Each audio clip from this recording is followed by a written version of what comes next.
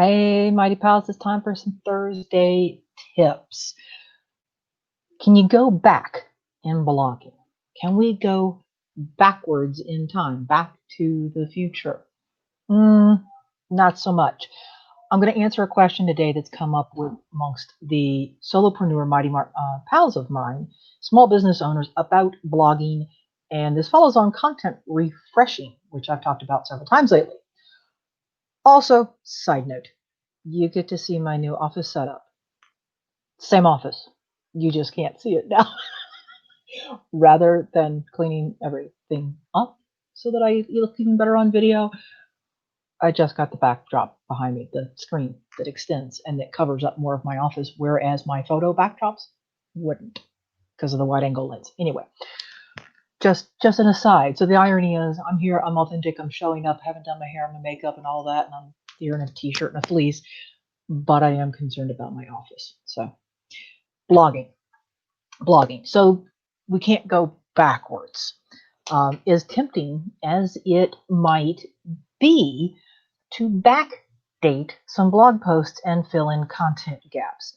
So the question that came up from a smart, but feeling a little bit of content shyness, solopreneur pal. She's refreshing her site, she's refurbishing, and she realized as she'd written and published a new blog post in September, that the last blog post she put up on that site was from last September.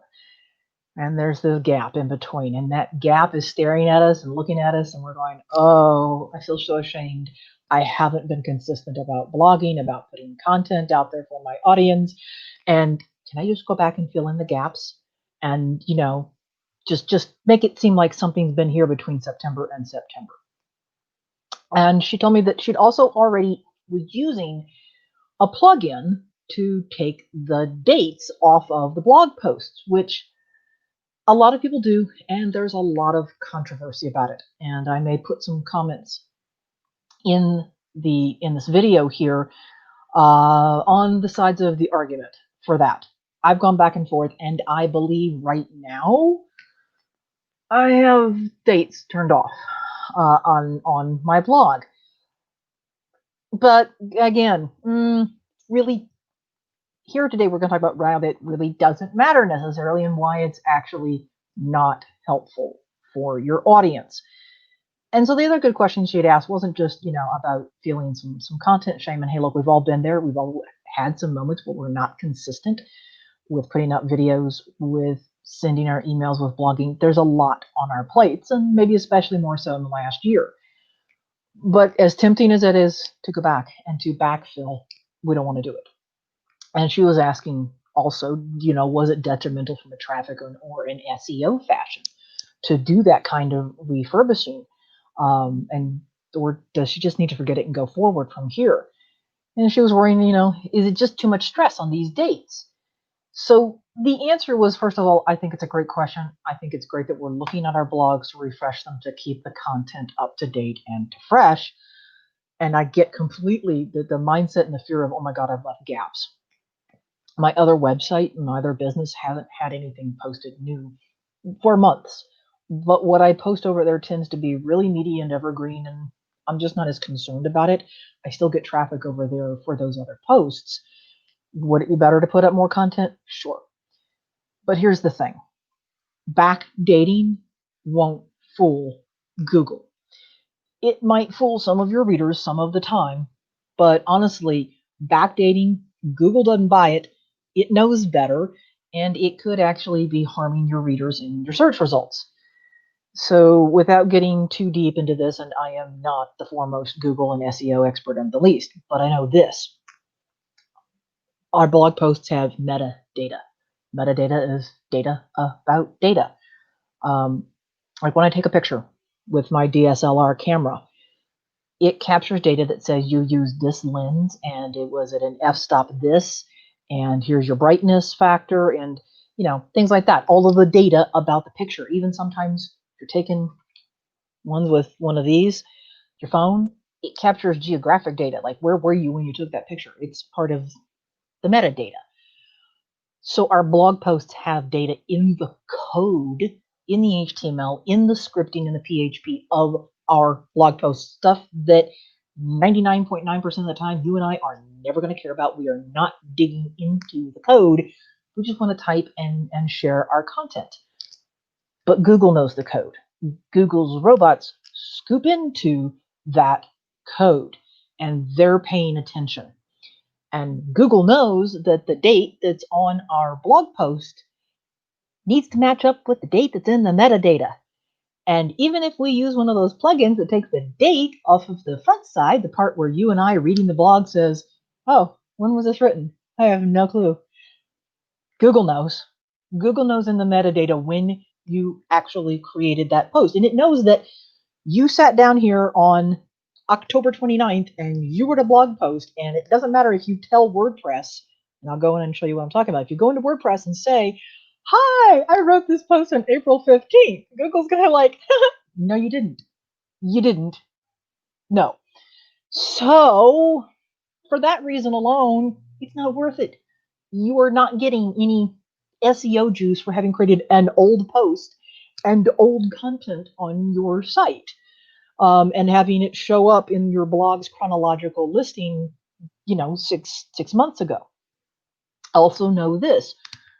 Google had something that people are calling their freshness update. It prioritizes fresh content in the search results.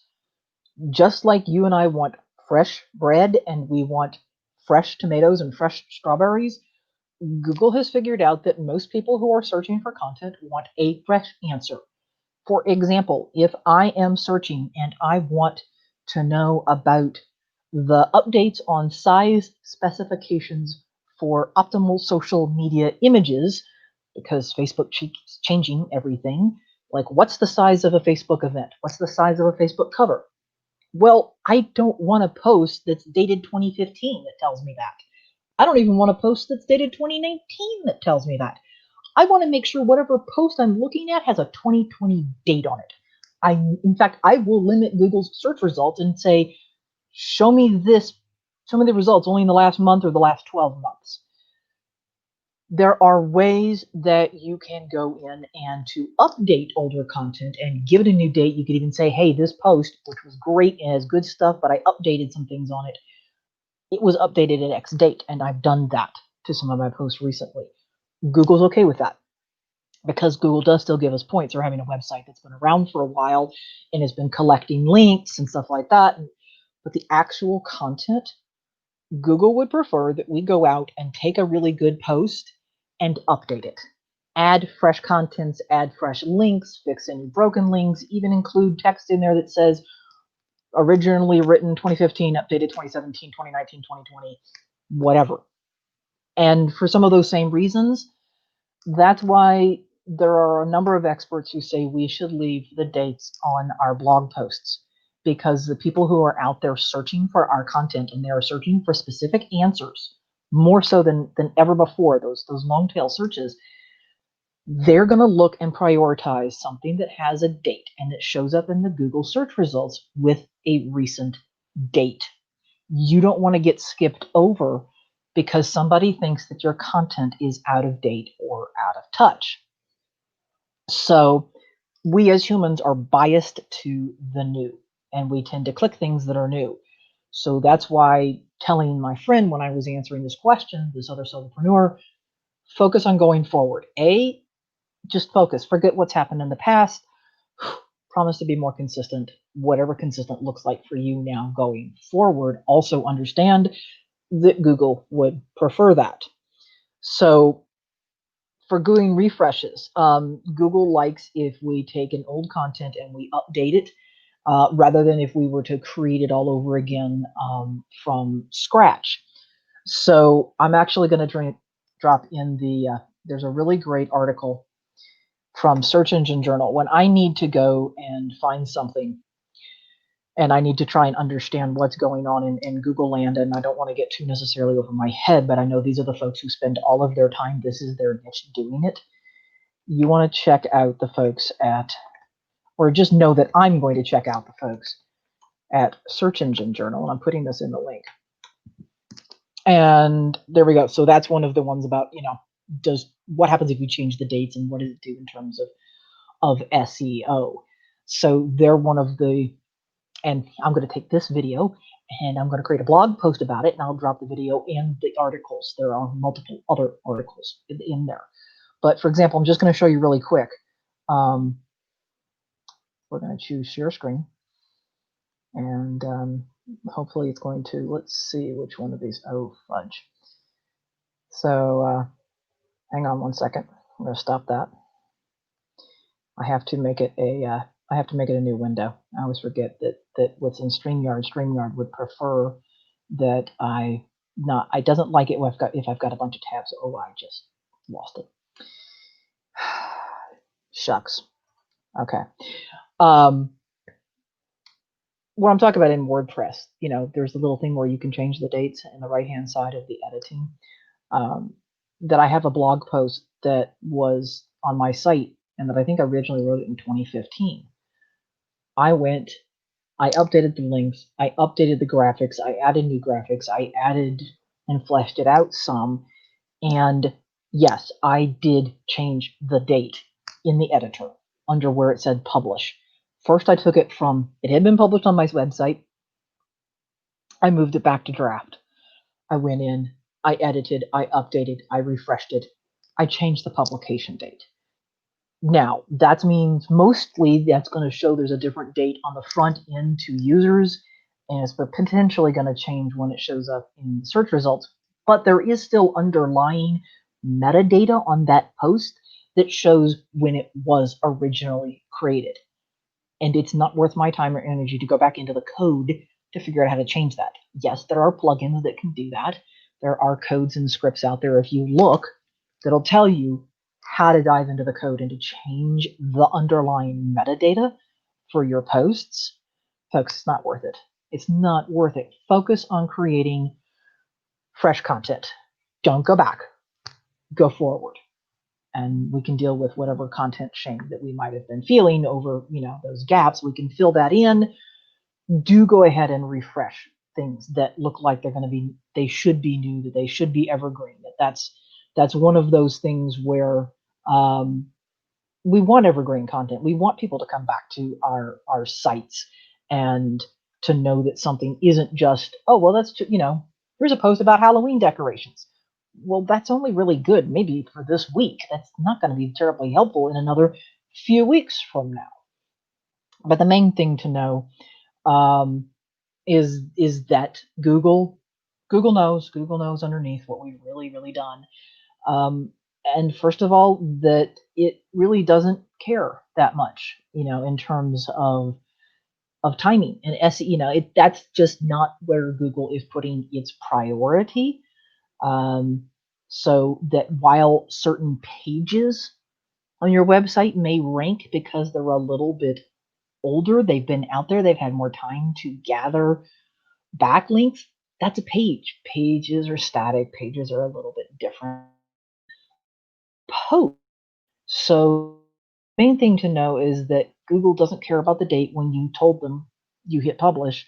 It's going to care about, Google cares about when it found your content and when it indexed it. So the other thing is to remember that it could take a little while for that to happen. Sometimes it's hours, sometimes it's a few days. And that Google knows when something was really truly published, and it doesn't really matter whether you've got the dates on it or not from an SEO, from a Google standpoint. Think more about the humans that are reading your content. Think about your blog post users. Think about whether it will benefit them to see somewhere, even in your text up front, this post was updated in October of 2020. I did that on some of my posts. I didn't just say that I'd updated it in 2020. I said I updated it in September of 2020. And if I go back and do it again in February of 2021, I'm going to put that. So there's a helpful tip for you. Focus on going forward. Don't go backwards. We're not going back to the future with our blogs. Do continue to keep focusing on quality over quantity. It is better if you were pumping out one really good blog post a month than 3 short and crappy posts per month, and certainly you don't need to be doing a blog per day type of challenge. That go post on social media every day, but blogging every day isn't the type of content that you get rewarded for in search results or from your audience of fans. So I hope that answers the questions that anybody else has been having about should you backdate in a blog post. And I will definitely continue to have the discussion about and send out emails and drop links in the chat for this video about whether or not we should put dates on our posts at all. I'm probably going to go back and put dates back again on my posts. So, yep, great. Renee, loved the freshness updates. Yeah, it's a really good thing to know, and I will put a link to. In fact, there's another article. I'm going to copy this and paste this. This is the. Let's see if I can type today. SEJ article on Google freshness. Awesome. Yeah, so you said you were trying to get the dates off, and now you're going to keep them on. Yeah, I think a lot of us, let's face it, I think a lot of us that aren't consistent or feeling like, oh, I didn't publish this month. Oh, I didn't publish this week. Feel like, oh, well, if I just take the dates off, nobody's going to know. It's kind of like, it is literally like what I have done in my office. For all you know, my office is spick and span and clean. I have merely hidden the rest of my office. I just basically took the dates off of my office by putting up the giant screen. I still have crap in my office. And yes, I still have plans to get it cleaned up, and I did have to move a lot of stuff and clean some stuff up just so I could fit the damn screen in. But this is exactly like, hey, we're going to figure that nobody's going to know our mess if we just take off the dates or we put up a big giant folding screen in our offices. Thank you all. You don't know the metadata of my office, but Google knows the metadata of your blog posts. So don't try to fool Google. It doesn't work, folks. That's a reason that, these days it's about writing content for your people. Answer their questions, put out quality, compelling, engaging content, and don't worry so much about trying to find and screw over every little SEO trick that's out there. Okay? Go create content, go create mighty content, share your mighty content so other eyeballs are going to see it, and then you're getting the backlinks to it, and then you are winning the search results game. So stay tuned. Make sure you're part of the Mighty Marketing Mojo Facebook group. We are doing live members choice training this week. Make sure that you're in the group so that you are part of that training that's going to be happening shortly. So thank you all. Go have a mighty week.